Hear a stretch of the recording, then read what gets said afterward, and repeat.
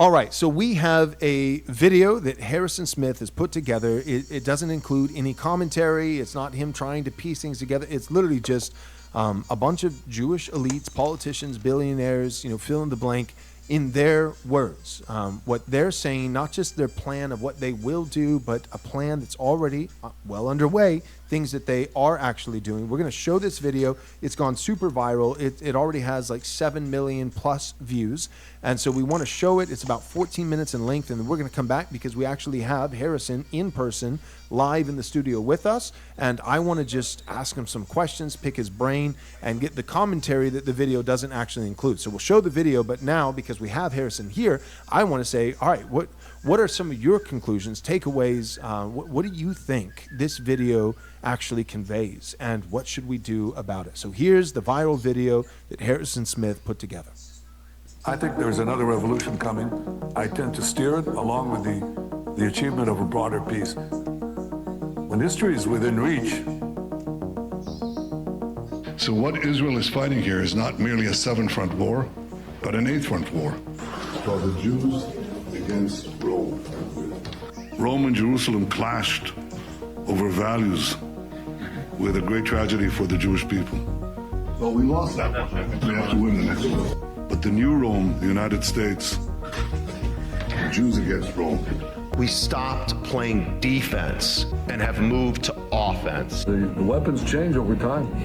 You can't fight today with swords. That doesn't work very well. But we need the kind of genius that manufactured Apollo gold pagers and infiltrated Hezbollah for over a decade to prepare for this battle. But we have to fight with the weapons that apply to the battlefields in which we're engaged. And the most important ones are in social media. Because the next war will be decided based on how Israel and its allies perform online as much as offline. This is the eighth front, the disinformation campaign. It is actually this eighth front where our enemies believe they can actually defeat the Jewish state. This is the kind of ingenuity and inventiveness that have always been a hallmark of the state of Israel, that have always been a characteristic of the Jewish people. I know we can do it. A lot of this is done with money. Invested billions and billions of dollars in the information battlefield. Money of NGOs, vast. Money of governments, vaster.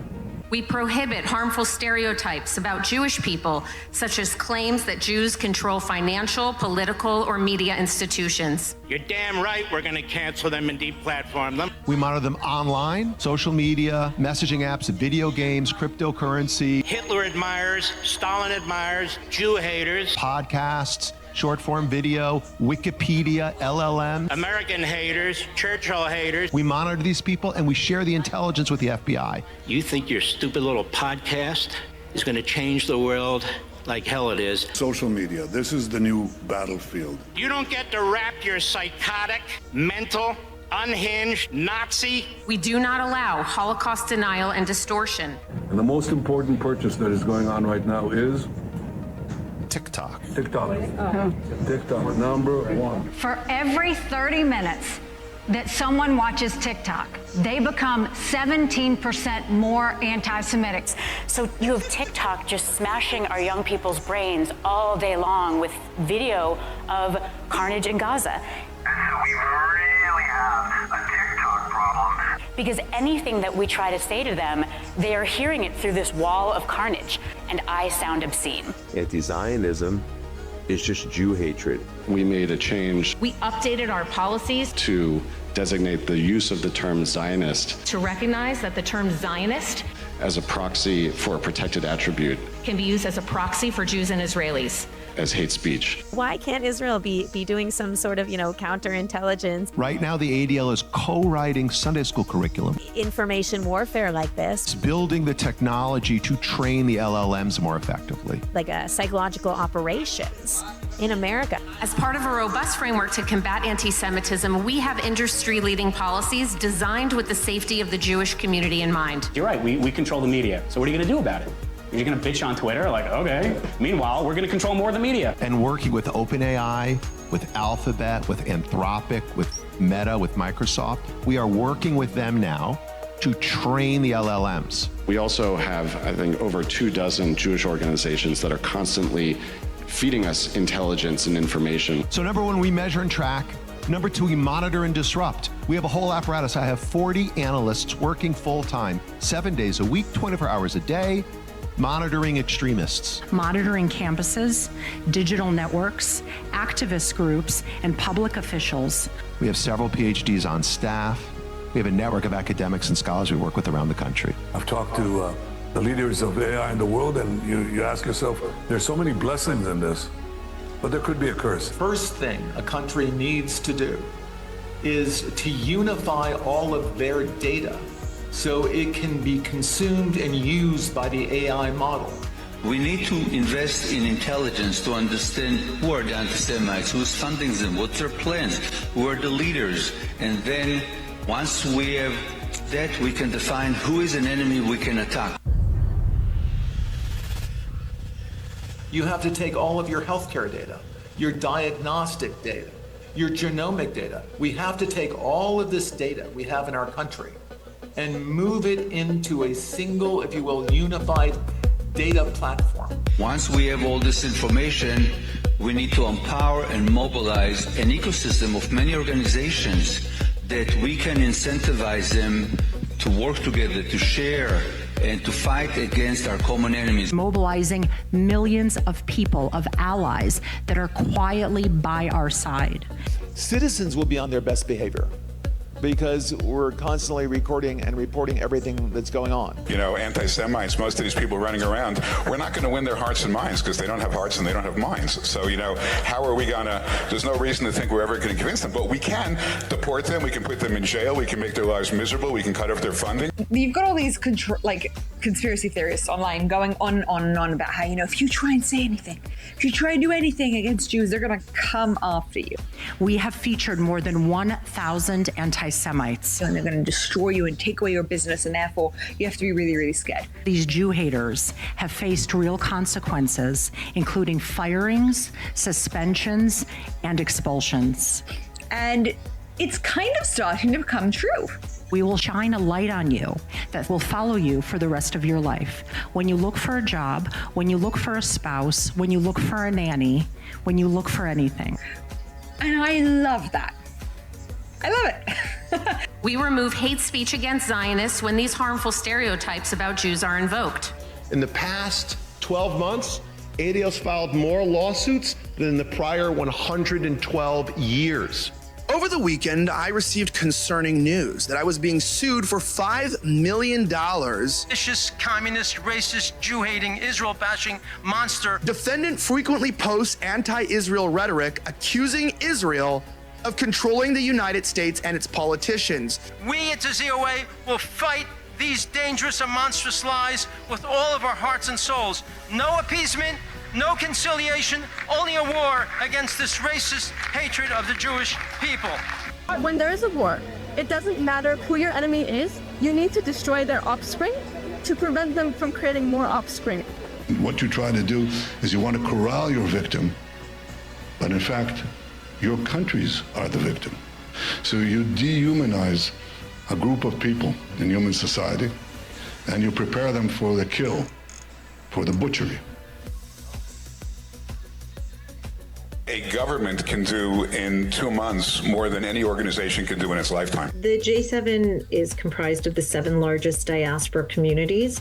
We meet every other week via Zoom to share information, to share best practices. And we're running everything all the time, from focus groups to attitudinal surveys to randomized controlled trials to identify what interventions work most effectively. Finally, we have meetings that are some off the record, some on the record with world leaders, in which we share our community's concerns and call for action. The entire education system in this country, from K through 12 and colleges, must be reformed.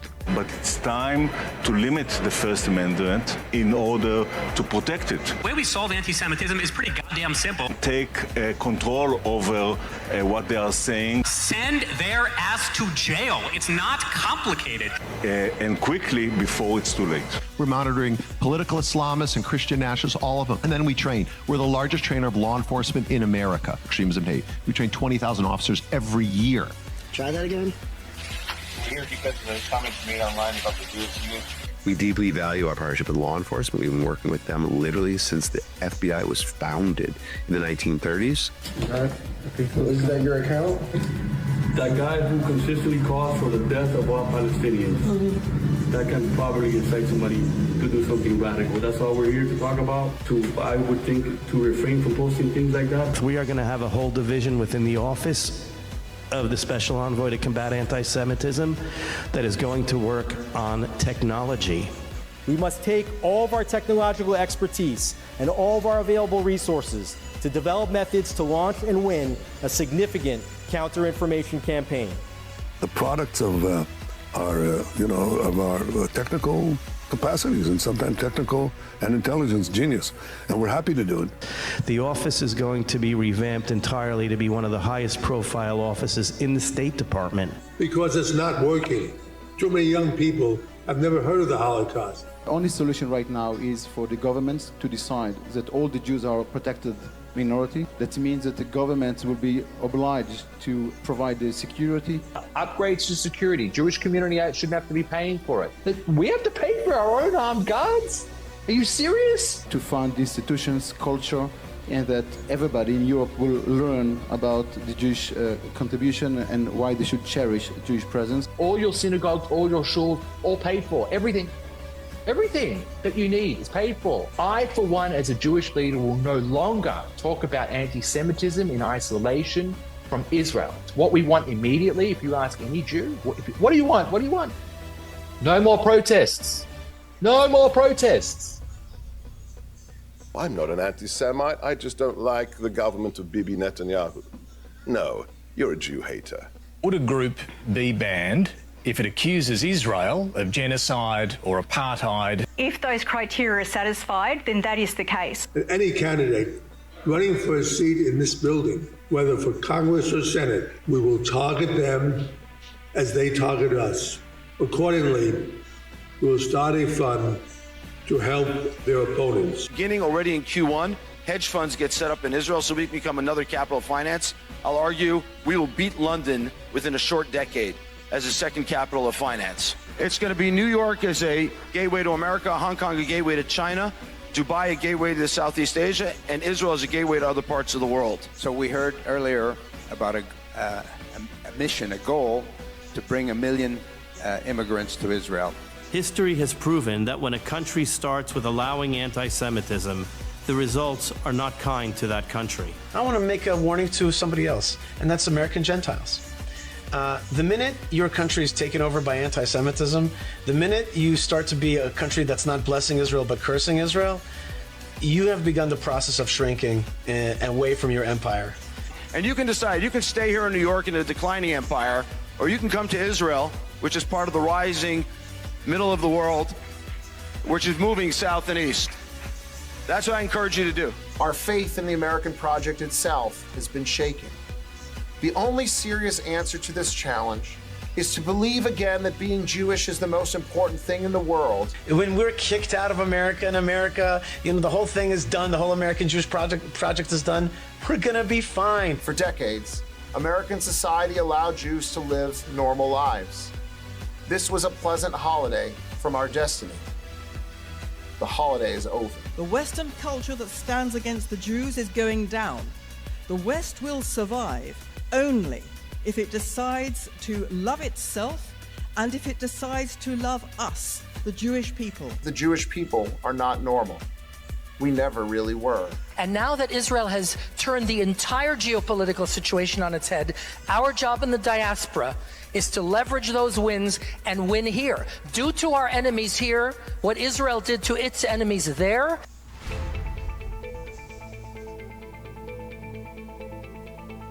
And to the world, I say this: history will not remember those who merely denounced hatred in polite language.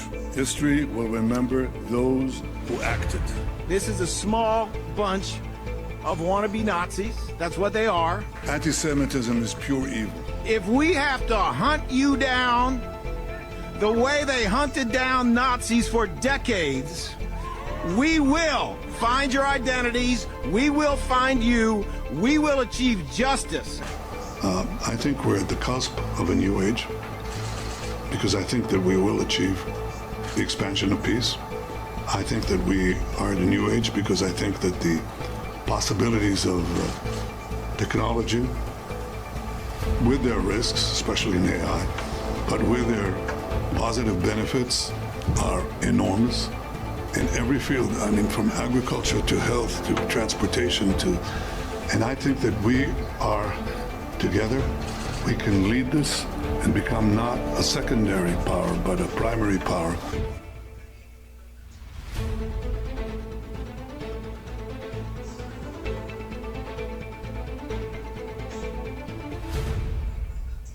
Yeah, that's disgusting. That's absolutely disgusting. They're not mincing words. They're not even trying to hide it and just saying the quiet part out loud. That if you are critical of Israel, if you don't believe that their ambitions are good for your nation and your people, then they're going to hunt you down. They're going to expose your identity, make it to where you are unemployable, make it to where you can't find a spouse. The language that they use in that video that you compiled, Harrison, is, I think a lot of people will view that and they'll be afraid. It doesn't make me afraid. It makes me angry. It makes me really angry. That's wicked. It's absolutely wicked. It's been said before, and I'll say it now. They don't want to kill you because you're a Nazi. They call you a Nazi so that it will be okay to kill you. The irony is so thick you could choke, right? They'll bring up all the historical examples or even make some of them out of thin air of, Nazis, trying to dehumanize Jewish people so that it would be morally, acceptable in order to kill them.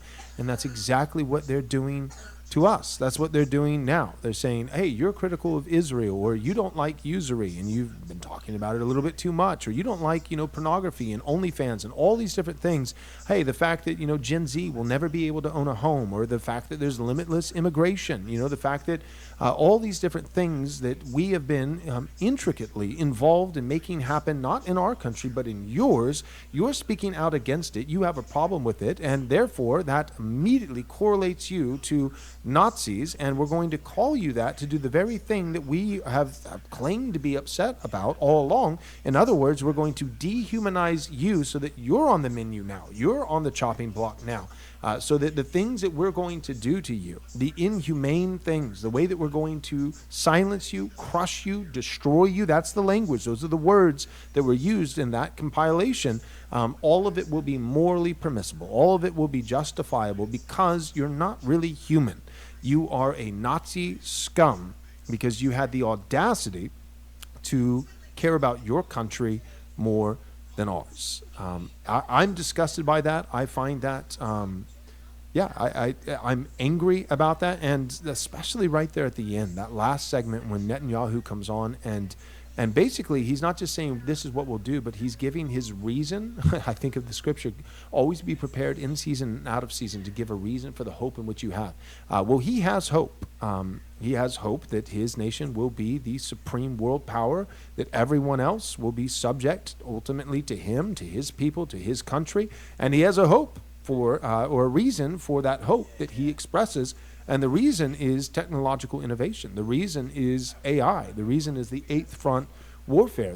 He believes that through all this technological power, that they will be able to identify and suppress and isolate and render completely impotent anyone and everyone who says a single negative thing. Harrison, what is your take on that? And are you, I guess my question would be, in light of what we just watched, do you have any hope? Are you bullish at all on the American people? Can we win? Absolutely. I mean, that video, I'm not sure how many views it has now. I think last time I checked, it was almost 8 million views. And I did that for free over a weekend. So it gives me a lot of hope to know that these people have literally tens of billions of dollars and 40 PhDs on staff and entire, A/B testing laboratories where they're, but they don't have the truth. So they're building everything on a foundation of sand. So we have the truth. It overwhelms all of their money, all of their conniving, all of their big positions, especially with something like X that can actually let the video go viral. It hasn't gone viral on YouTube, hasn't gone viral on Instagram. did go viral on X and is now spreading to those other platforms. But part of their entire strategy is demoralization. That's why I tried to very carefully craft that, not to make it a celebration of what they're talking about, because it's evil and sick, but they're bragging about how powerful they are and how capable they are of destroying people, which it's like, yeah, you are powerful, but you're evil. Like, that's not a good thing. And when people see you sort of reveling in the power that you have to punish your enemies, even though they haven't done anything wrong, then I think it becomes clear like what the intent of all of that is. Yeah. Yeah. So there's a couple aspects to it that are like building blocks that are being established. And one of the important ones I don't actually have explicitly in there, but it's the IHRA, International Holocaust Remembrance Association, working definition of anti-Semitism, which they'll adopt that. Big tech companies will adopt it, or like our government has now adopted and said, this is now how we're defining anti-Semitism. And the key component of that is anti-Israel is anti-Semitism. And so, again, I put it in a couple times. So like about every 2 minutes in that video, you hear somebody say, anti-Zionism is anti-Semitism, because that's a key component. Because then whatever Israel does, whatever backlash to Israel's insane and genocidal actions is therefore categorized as anti-Semitism. Those numbers go up, ADL gets more power, you cause more fear in the Jewish community, so they look to you for protection. I mean, it's a lot of it is built off that definition alone. The definition of anti-Semitism being anti-Israel, that needs to be rejected outright.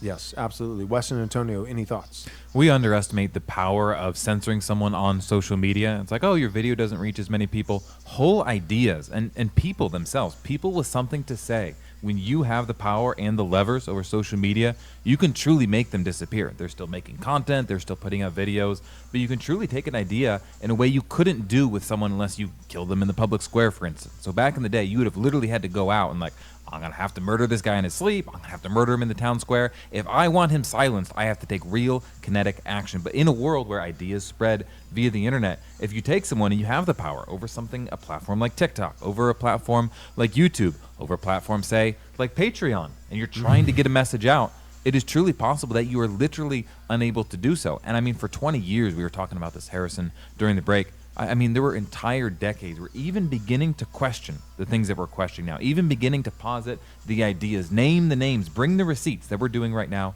There were whole decades where doing that, whether from the ADL, the SPLC, they would get you kicked off of the internet. That's happened before, and it happened for a long time, and it got us, in some measure, to the hellhole we're in right now. And so we have this narrow window. Elon Musk buying X being a big one so ideas can spread. Alternative platforms like Rumble, creators being brave. We have a narrow window, but what you heard was them saying, we've got to close this window as fast as we can. And if we don't, we know what the end result will be. And so it's basically an arms race. Which one wins first? The message or the mechanism to suppress it? And that is a very powerful way of doing so in a media world. You can suppress someone, you can send them to the black hole of the internet, and their idea truly doesn't get out. You think about them like, oh, I used to watch their videos. Where did they go? Oh, they're gone. You can't find them. It won't pop up in your feed. It won't be suggested to you. That's something worth taking very, very seriously. And sorry, just to note that, you hear the guy in there. We have to destroy the First Amendment in order to protect it. Restrict the First Amendment in order to protect it. The First Amendment has 5 freedoms that are at play. Like that's what they're attacking right now. Often, anti-Semitism laws against anti-Semitism are framed as we have to protect freedom of religion. So we have to, that is literally the opposite. If I have freedom of religion, I have freedom to not believe a religion. I have freedom to criticize a religion or the people in that religion or the power structure of that religion. The freedom of religion is the ability to criticize religions, not just adhere to them. So like that, I think, is an important point, how they invert the First Amendment. But then also in the First Amendment, they have the freedom of the press. At the time it was written, the press wasn't some sort of, metaphysical, newspapers and TV shows. It was a machine called the press. So like if that was written today, it would be freedom of the internet, freedom of mass communication. The press was simply the tool necessary for mass communication. So when you're talking about back in the day, they would have had to go kill somebody. That's because you can't control all of the presses, right? If somebody can just go make a press of their own, and you'd have to go conquer that too in order to stop them. So freedom of these platforms, freedom of usage of the internet, I think is guaranteed by our First Amendment. We just haven't updated the vocabulary. We think of press as this, the news media. That's not what it means. It means the mechanical, technological ability to mass produce information. And we have to grapple with the first word of the First Amendment is Congress, and then that does extend to state level governments, but it's Congress can't limit these. But what do you do when YouTube is so big that is the place where 90% of people every single day, they get news and information? Well, YouTube's a private company. YouTube isn't Congress. So can they do that? Is Google, Google doesn't have to let you use their email. Google doesn't necessarily have to let you use their services. We need to think about what that means in the 21st century, not just limiting it to Congress, but saying, hey, also private companies have a responsibility, potentially, and a responsibility maybe somewhat like the First Amendment. Hey, you cannot, if you are literally the monopoly on news, you can't also censor this too. You also have a certain freedom that you have to allow to take place. Yeah, this is that whole Section 230 controversy around having the immunity and being treated like a neutral site, if you will, but being able to actually censor people. Like, there's a clear conflict of interest, contradiction there that happens with these big platforms, and that's something that has to be solved. One other thing I wanted to talk about was maybe a point of optimism. If we think about Gen Z, younger generations, I think they're fundamentally motivated by, at least politically speaking, a distrust in institutions. And so what I find kind of ironic is we watch that video and they're talking about all of this top-down leverage. One reason I just think it, outside of just blatant censorship and restriction of the First Amendment, one reason I don't think it will work is because the people they're trying to indoctrinate, if you will, or educate, as they might say, they don't even trust those. They're naturally skeptical of a blue square ad. Right. They find it off-putting. They find it on the nose. This is one of the reasons that my generation, Gen Z, everything's mimetic. Everything's 7 layers deep because no one really believes in truth. Right. No one trusts top-down information. And so the scheme, and I think they recognize this, and this is where TikTok comes in. The scheme is that algorithmically speaking, Gen Z receives their news bottoms up. It's a TikTok video made by someone in their living room that goes viral because it actually resonates, it connects, it's real. Yep. And they recognize it. They say, oh, for the last 50 years, or maybe it's less than that, maybe it's 30 years, we've controlled the institutions top down. And that's been great because we've had Fox News and we've had CNN and MSNBC. But what do we do now when everything's algorithmic, everything's bottoms up, everything's organic, if you will? That requires such a mass amount of information. And you could imagine so many people on the ground that have to post, and it has to be a swell of resources that they just fundamentally don't have access to. And this is why censorship will become so important for them in this strategy, this eighth front, if you will, because they don't have the resources to actually combat truth on the ground. Especially AI. AI is like their number one thing. Yeah, no, you're exactly right. Could not agree more. Harrison, any final thoughts? No, this has been great. This has been very fun. I just think please share that video around. I'm so gratified and happy about how well the video's doing. I work a lot. I work very hard on a lot of videos, and a lot of times they don't go anywhere. So I'm so thankful of everybody who has spread it around and sent it around. And I think, not to toot my own horn, but I think it's really a really good piece of positive propaganda because it's their words. You can't, people are going, you're Zanny Smith. It's like, it's literally all them. You cannot claim that it's anything except for a presentation of reality. I mean, I may have put it in an order that puts across an idea I intend, not the speaker, but regardless, you can't frame this as anything other than the World Jewish Elite describing their own plans and motivations. So please share it. Yep. Thanks for coming on the show. Well said. In the vein of publishers that are canceling people and suppressing certain things. Wes, you mentioned kind of tongue-in-cheek, a little twinkle in your eye, very briefly. Patreon, for our listeners, is worth noting. If you're not aware, we were canceled off of Patreon, and we were given 0 warning. We lasted on Patreon for the time that we started, and the time that we were booted was about a week and a half, about 10 days. We got 0 warning. They didn't even tell us initially what it was. We had to follow up, in what ways did we breach your terms of service? They told us in general that it was hate speech, and then they finally gave us specification, and predominantly came down to one particular episode, which was, the title was Understanding World Jewry.